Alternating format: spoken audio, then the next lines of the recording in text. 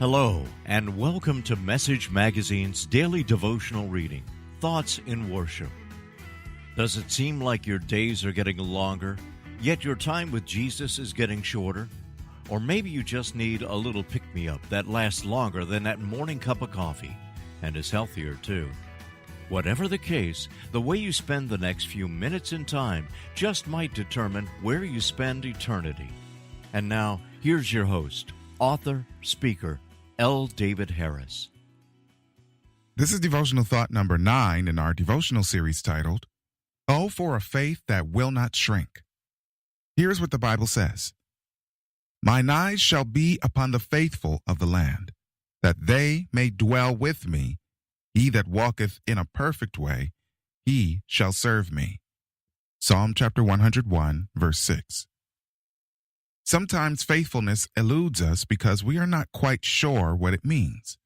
Sometimes we are confused by the concept because evil seems to be the norm these days, even in the areas one would think faith would be the standard.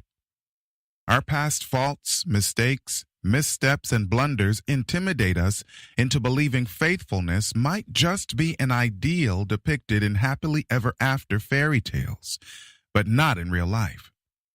Besides the foundational general principle of surrendering our wills to God, what does faithfulness look like in living color? I would like to start with a word James uses freely and unapologetically, which so many have disavowed in the ugly faith of unfaithfulness. Religion. Faithfulness looks like biblical religion. Here's God's definition. Pure religion and undefiled before God and the Father is this, to visit the fatherless and widows in their affliction, and to keep himself unspotted from the world. James chapter 1, verse 27. You see, Bible religion is not that bad. Bible religion never turns a blind eye from those who are in need. Bible religion highly esteems orphans, widows, and those who have difficulty fending for themselves, the forgotten of society. This is just a microcosm of the second and great commandment Jesus taught. Love your neighbor as much as you love yourself. The blessing is that this great commandment is, quote, like the first great commandment, which is to love God with all you have miraculously and all you are, remaining unspotted by the world's evil paradigm. I say it's miraculous love because it is of a purely heavenly origin. Only God can actuate this kind of love, which also gives birth to love for fellow human beings, especially those of the household of God. This is good. Having espoused the principles of God's great commandments and Bible religion, we can now see the value in the psalmist's description of faithfulness in the verses preceding our theme text.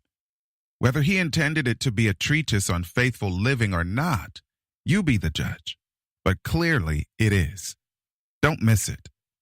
I will sing about loyalty and justice. To you, O Lord, I will sing praises. I will walk in the way of integrity.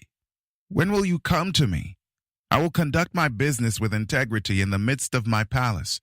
I will not even consider doing what is dishonest. I hate doing evil. I will have no part of it. I will have nothing to do with a perverse person. I will not permit evil. Psalm chapter 101, verses 1 through 4, the Net Bible. Now I think you can see what I mean. The king embraced practical, holy principles that are living color manifestations of faithfulness. If we are to develop a shrink-resistant faith that will not fail when tested, we must embrace pure religion, loyalty, justice, praise for God, integrity, and honesty in business and relationships. We will steadfastly resist evil in all its forms for the honor of God. Thanks for joining us, listening friends. Always remember, the way you spend your time now just might determine where you spend eternity. Until next time, be at peace.